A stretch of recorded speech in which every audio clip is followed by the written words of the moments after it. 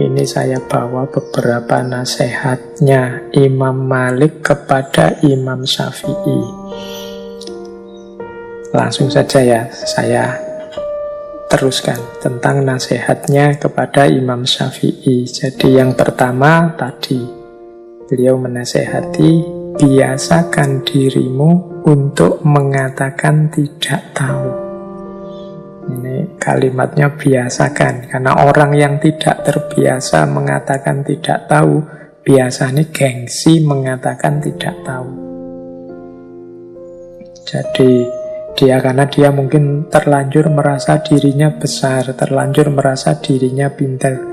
Jadi kalau ada pertanyaan kok tidak bisa jawab, rasanya kok merendahkan dirinya. Akhirnya dia ngarang-ngarang. Maka Imam Malik menasihati Imam Syafi'i, biasakan untuk mengatakan tidak tahu. Wah, ini falsafah tidak tahu. Terus ada lagi pesannya Imam Malik kepada Imam Syafi'i, sesungguhnya Allah telah menganugerahkan cahaya di dadamu, maka jangan engkau padamkan dengan maksiat. Jadi Imam Syafi'i ini kan salah satu muridnya yang top, yang pinter, yang nanti jadi teman diskusi yang luar biasa. Imam Malik ngerti benar bahwa ilmu itu cahaya, maka orang-orang pintar adalah orang-orang yang bercahaya, yang menerangi sekelilingnya. Maka dia harus berhati-hati agar tidak mengurangi cahaya atau menghalangi cahaya sehingga terjadi kegelapan. Apa yang mengurangi intensitas cahaya dan juga mengubah cahaya jadi kegelapan? Maksiat. Jadi Imam Malik berpesan, tolong engkau ini orang yang bercahaya karena Allah menganugerahkan cahaya di dadamu. Jangan engkau padamkan cahaya itu dengan maksiat. Semakin kita melakukan maksiat, semakin cahaya itu terhalang dan kita akan gelap. Dan tidak usah teman-teman tanya ya, maksiat itu apa saja Pak. Semua jenis maksiat, dan insya Allah teman-teman ngerti mana yang maksiat. Kalau lupa ya, buka lagi kitab-kitabnya, ngaji-ngajinya dulu, Bidayatul Hidayah apa-apa, tentang dosa-dosa kecil maupun dosa-dosa besar. Itu yang bisa menggelapkan hidup kita, menjauhkan kita dari cahayanya Allah. Oke, kalau ini teman-teman insya Allah sudah ngerti. Terus ada nasihat lagi terkenal dari Imam Malik pada Imam Syafi'i. Jadilah engkau orang yang paling banyak diam di antara manusia. Jika mereka benar, ikutlah di dalamnya, dan jika mereka salah, jangan ikuti mereka. Ini mungkin penting juga nasihat buat kita ya. Kita hari ini kan tidak betah untuk diam. Sehari tidak buka WA, sehari tidak buka Instagram atau Twitter, sehari tidak posting apa-apa, tidak mention apa-apa, itu kan rasanya kok sepi. Grup WA itu kalau tidak aktif sak jam saja, terus muncul emoticon-emoticon itu kan kok sepi yo, dan seterusnya. Nah, itu kan secara hari ini begitu gaya hidup kita. Padahal Imam Malik justru kita ini lebih banyak diam. Nasihatnya Imam Malik pada Imam Syafi'i justru jadi orang yang paling banyak diam saja. Orang yang paling banyak diam itu punya kesempatan berpikir lebih banyak dibandingkan yang ngomong. Ya kalau orang ngomongnya banyak itu kan ya kesempatan berpikirnya secara intensif berbeda dengan orang pendiam. Kalau pendiam itu kan bisa pikirannya kerja terus. Kalau ngomong sambil mikir kan susah.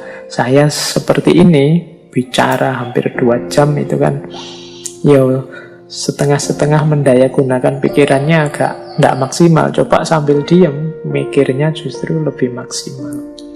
Maka katanya Imam Malik, jadi orang yang paling banyak diam saja. mencermati lingkungan sekelilingmu.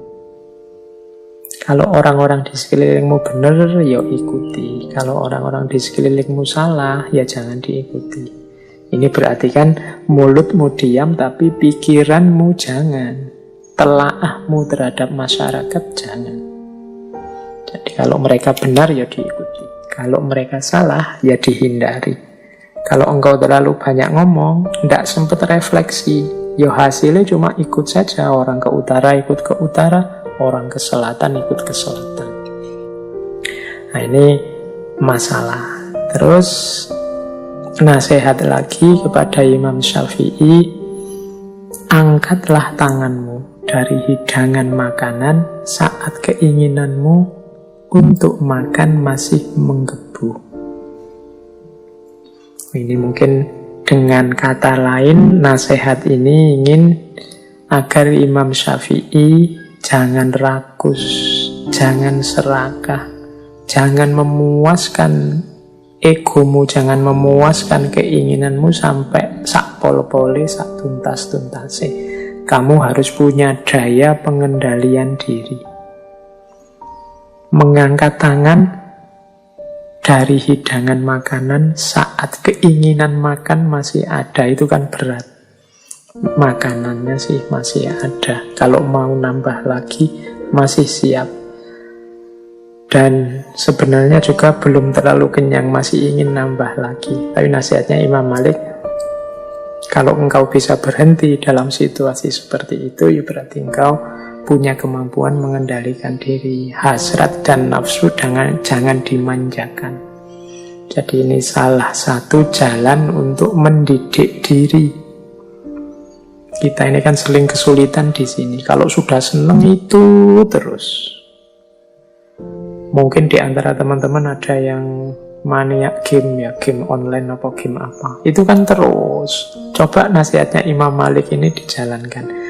Keinginan main gamenya masih menggebu-gebu, kuotanya masih banyak, tapi ya saatnya berhenti, ya berhenti. Jadi kemampuan mengendalikan diri.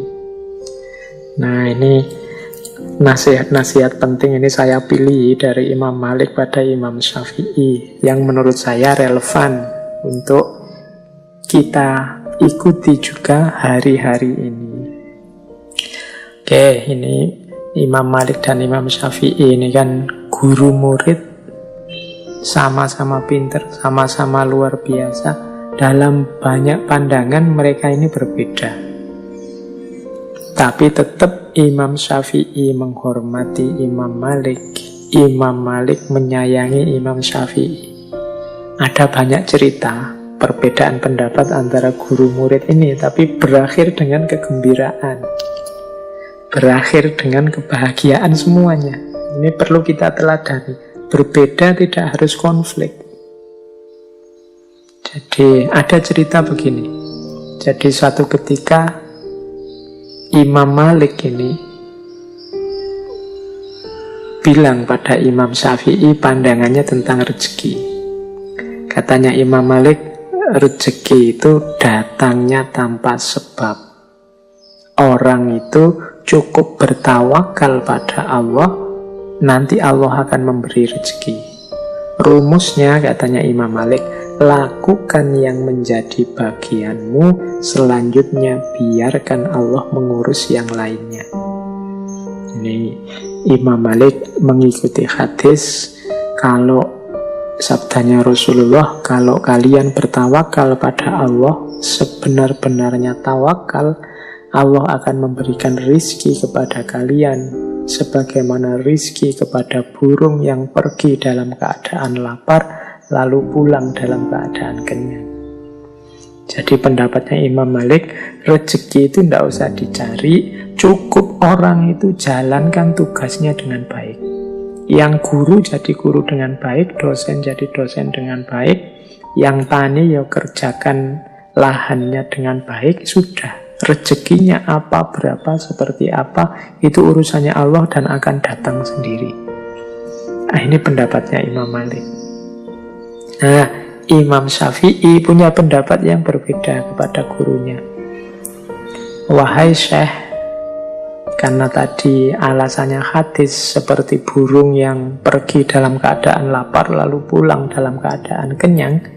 Imam Syafi'i bilang, wahai Syekh, kalau burung itu tidak keluar dari sangkarnya, bagaimana mungkin ia mendapatkan rezeki?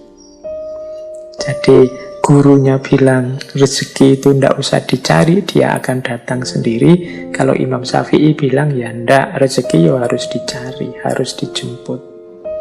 Nah ini beda pendapat, tapi ya ndak gegeran. Nah ada cerita terus. Suatu ketika Imam Syafi'i ini berjalan-jalan, beliau melihat serombongan orang sedang panen anggur.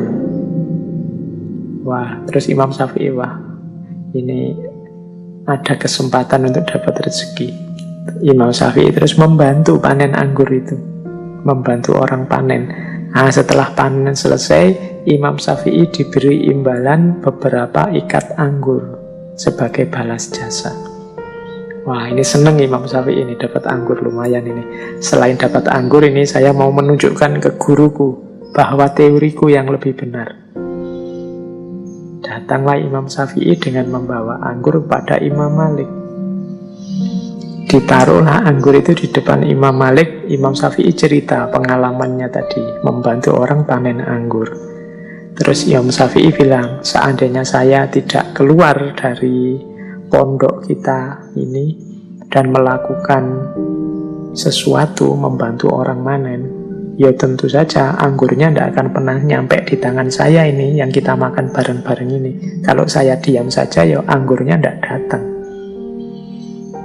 Mendengar kalimatnya Imam Syafi'i ini, Imam Malik ya tersenyum. Kemudian dia ngincipi anggurnya. Loh, hari ini tuh aku tidak keluar kemana-mana. Aku ya ngajar saja seperti biasa. Tapi tadi itu aku mikir, alangkah nikmatnya ya kalau panas-panas gini ada anggur datang.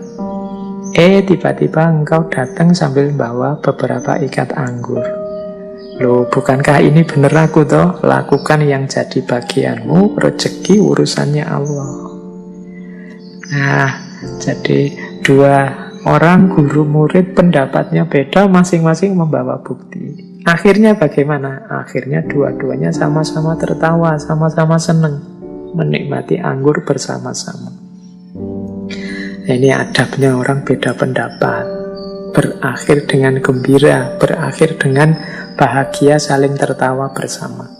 Semoga kita juga begitu. Kita ini susah sekali kalau beda pendapat diakhiri dengan bahagia bersama, tertawa bersama. Sering-seringnya kita itu kalau beda pendapat berakhir dengan konflik, nambah musuh. Oke, kita lanjutkan. Nah, ini ada juga nasihat dari Imam Malik kepada kita untuk tahu batas.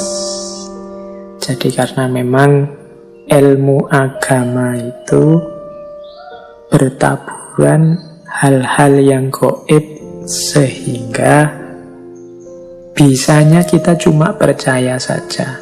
Akal kita mungkin dipaksakan bisa membahas, cuma hasilnya kalau katanya orang barat spekulasi-spekulasi.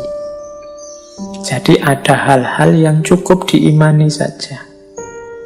Kalau dipertanyakan malah jadi masalah. Ini kalau dalam bahasa saya, kita harus ngerti batas kita. Jadi suatu ketika ada cerita di majelisnya Imam Malik ini, ada orang bertanya, mungkin ini orangnya belajar filsafat, jadi pertanyaannya agak aneh-aneh. Wahai Imam Abu Abdullah, yang maha pengasih itu maksudnya Allah yang bersemayam di atas arsy.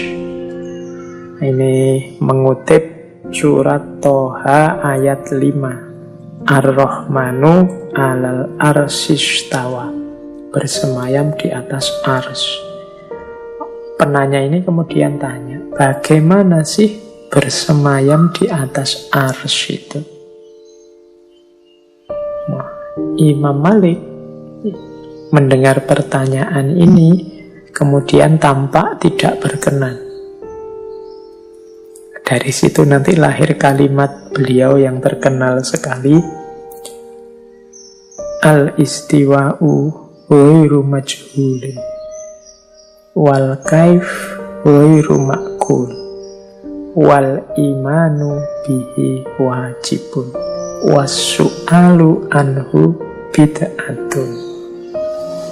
Jadi istiwa itu, bersemayam itu ghairu majhul. Kita ngerti kan maksudnya orang bersemayam itu seperti apa. Wal kaif ghairu ma'kul. Tapi kalau bersemayamnya Allah itu ghairu ma'kul. Pikiran kita tidak akan nyampe seperti apa bersemayamnya Allah. Wal imanu bihi wajibun. Tapi kita wajib beriman. Wong ini Al-Quran yang bilang. Wasu'alu anhu bid'atun. Mempertanyakan hal ini itu bid'ah, mengada-ada. Kenapa disebut mengada-ada? Lawang wal kaifu ghairu ma'kul. Detail caranya akal kita tidak akan nyampe. Jadi kalau minta jawaban pasti bagaimana Allah bersemayam, tidak akan bisa kita. Cukup kita imani bahwa Allah bersemayam. Seperti apa? Wallahu a'lam bishawab. Wasu'alu anhu bid'atun. Ini nama lain dari mbok kita tahu batas. Mari kita diskusikan hal-hal yang produktif, hal-hal yang positif untuk meningkatkan kualitas diri kita, kualitas hidup kita.